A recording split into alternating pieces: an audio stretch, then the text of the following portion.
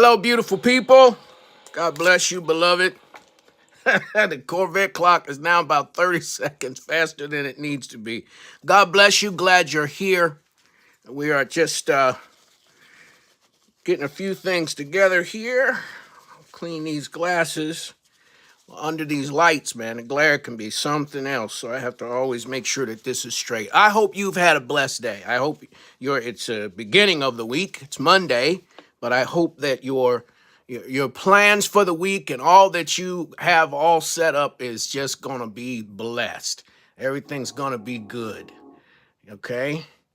Let me go ahead, get us some nice music. I got the last of the passion fruit banana is burning. So God bless you. Again, I hope you're well. I'm Pastor Jackie Jackson. I am your host, hopefully with something to say that's going to change your life. You know, table spread. Want to be the smartest person in the room, you just got to come and get what we're serving. Right here on the Urban Apologetics channel. Always excited to do God's work. Always excited to give you an opportunity to learn some things that have been hidden in history. And not that long ago, that's the part that just always blows me away. Not that long ago. But all you have to do is not tell the story. Don't put it in the history books, right? Don't get that information, get it out there. Well, tonight, we're going to give you a little bit more and a lot to be proud of, no matter who you are. Black, white. Yeah, this is designed to be uplifting to black folks and bless the young folks and all of that kind of stuff, the older folks, middle-aged folks, all of that. But hearing about the great contributions that made this country great should be a blessing to everybody. That's the way I look at it. It should be a blessing to everybody. So welcome. Thank you for hanging out with this knowledge junkie, man. I am obsessed with this stuff. Can't get enough of it. So I'm glad that we can come together in the man cave and learn some things that we otherwise don't know. And that's a good thing. Because it can change our world. Without knowledge, people perish. People perish when they have a lack of understanding. And I feel that I know that it is my call, my responsibility to give you as much information as possible. Let me do a plug, and it's not a shameless one. I want to remind you that in addition to doing this with you, I am on the radio Monday through Friday. It is best, and some people do, folks listening in California, Alabama. I've had people that listen in Africa that send me a note that I'm the Sunday morning message. There's a variety of topics that I talk about. And certainly during Black History Month, there have been some specific things around Black history, some interviews, other things like that. But just really encourage you, to check out the show. Get the spiritual strength that's being offered there. This month, Black History Month is coming to an end, but we're not ending this subject. We're going to stick with this because we're not done. We're just not done, right? There's so much more information to share. We haven't even gotten, I've alluded to and, pointed towards some of the things that are going on in modern times. But I'm telling you, man, there's so many people, many black folks that are doing great things right now. We need to talk about them, right? Over and over again. We need to talk about black accomplishment. That is encouraging to us. If all you see on the news, I remember one time I was watching the news and there was a the kid was underage, but he was black. You right? Got to keep that caste system going. So they couldn't show his face because he's underage, but they showed his legs. And it's like, do you really think I can't see through what you're doing? Especially when you haven't done that with other people, other underage kids. I don't even fool with my local news that much. You know, it's just some of it's just blatant. I understand the patterns. I understand the history. I understand why some of the things are done the way that they're done. When we start seeing each other as under God, being the same, our good and our bad, then we can live in my goal, which is harmony with each other. And sometimes the pathway to get there is a difficult pathway, because we have to take a look at some of the ugly things that are in our history. I can't do anything about that it was white folks that did it. I can't do anything about that part. It's still a part of history. Just like the suppression of information of great black accomplishments, I can't do anything about who did it. I can just simply tell the story to be an encourager, to help people believe that all things are possible, especially those that look like me, that have been told or not been told the great things that black folks have done. Let me say this, it isn't in the script, but let me get going because I've got quite a bit I want to give to you tonight. Reconstruction was a great period of time where black folks in a very short period of time, like I showed you with the HBCUs and education, just how quickly, I mean, we're talking about the same year that slavery ended. Not only were there, over 1,000 schools that were built, not only did that happen, but colleges and universities came up within a few years. And I'm talking about real schools. I'm not talking about, let's just call it a college, but we're not giving any real education. They were training teachers. They were, and many of them, people don't know the history, that the reason they're, mechanical and agricultural and mechanical and all it's because they were teaching people real skills, real trades, giving them real educations. And there's over 101 or at least 101 or something like that. I've been, seeing different stats. I don't know who's open, who's closing, what new ones make it, but there's a lot. And a lot of people can't name more than 4 or 5 at best.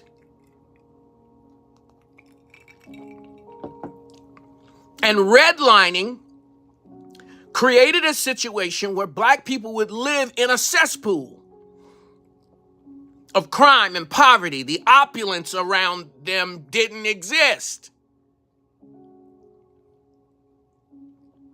And because of that, because all you saw was poverty, because all you saw was crime, it perpetuated itself over generations. I told you, 1880 is when it all started. The ghettos were created where black people had to live. W.E.B. Du Bois is writing about it in 1935, and what he's describing in 1935 could be 21st century very easily. Because that system, that's what we've got to deal with, folks. That system, folks said, well, my parents came as an immigrant. They didn't own slaves. Yes, but the system was already in place to suppress, to make sure that in those environments where black people lived, that they weren't going to get the books they needed. They weren't, their books would be behind. Their education wouldn't be on par as it had been during Reconstruction. I submit to you that black schools were better than white schools during Reconstruction. I submit to you that we had more state representatives and federal representatives in Congress and in the Senate than we have today. All of it happening within about a 7-year period once the opportunity was given. and it had to be taken away. And that's what we're talking about tonight. We're going back into this time that I wrote about in my master's thesis. The title is Reconstruction, the most prolific period in Black history. A Barack Obama as president would have happened long before it did. Thank God for him. In 1968, there were Republicans. Now, the Republican and Democratic Party switched their roles. But during that time, the Republicans are like many people view the Democrats. Now, I don't favor either party, to be honest with you. But the Republican Party, when they were looking at the presidential election that was coming in 1968, the process of someone running for president, there were those that in power that were suggesting that Frederick Douglass be put on the Republican ticket as vice president. In 1868, 3 years after the Civil War ends, 5 years after the Emancipation Proclamation, declaring slaves to be free. Somebody is now suggesting, several people are suggesting, that Frederick Douglass be on the Republican ticket for vice president of the United States. I mean, sometimes I just have to pause and wrap my head around what this means. But as I stated before, and have been continuing to show you, Marcus Garvey says if you don't know your history, you don't have roots. That's why I do Black biblical history. You may not know what happened to you when your people became a slave to bring you to this country, but I can still connect you to Scripture and show you Black person after Black person. As a matter of fact, science says that white skin has only been around about 4,000 years. So I'm reading things in the Old Testament up to a point, everybody is a person of color. Now, science and the Bible aren't disagreeing with each other, but because of the images and the things that we've seen, it's hard for people to wrap their mind around that. It was hard for me, and I had been studying this stuff on a regular basis to shift over because I'd been conditioned to think a particular way. So I understand it'll take time, but I'm going to keep saying these things over and over again. As Malcolm X said, education is a passport to the future, for tomorrow belongs to the people who prepare for it today. And this hidden information that we've not been getting has damaged us. So let's get into the depth of tonight's lesson.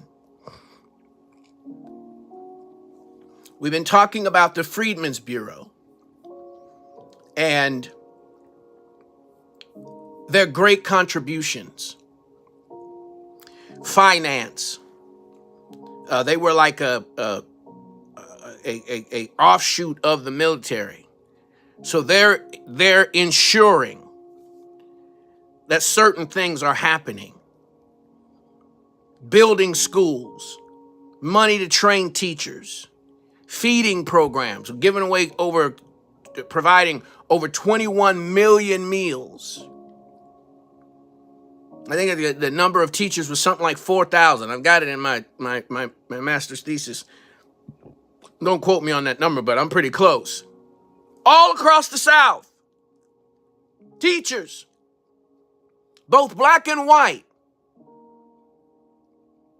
commissioned, many of them by their churches in the North, coming into the South, right? The Bureau of Refugees thing that you see here, they were considering Blacks in the South as refugees.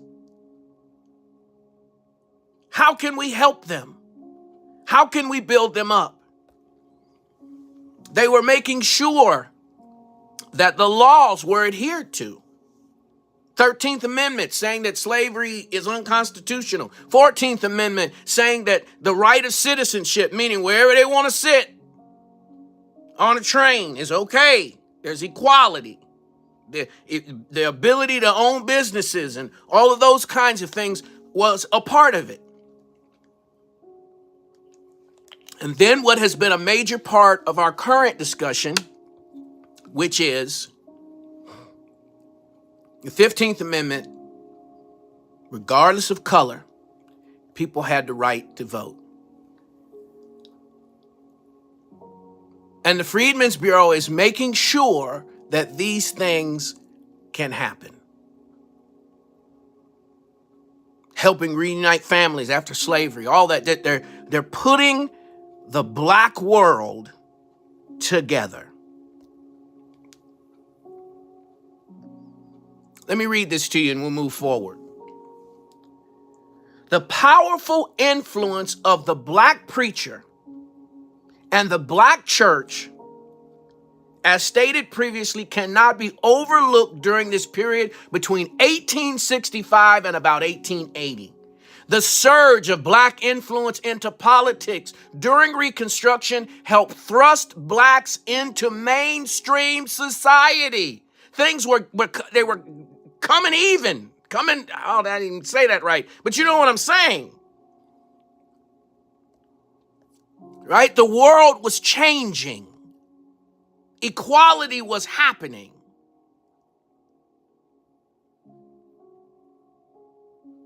It was the controlling influence of the black preacher that fueled the progress of black society. In 1868, over 100 black ministers won election to state legislative seats. We don't have that now, people. These men were not just preaching a social gospel along with a spiritual message, they were living it.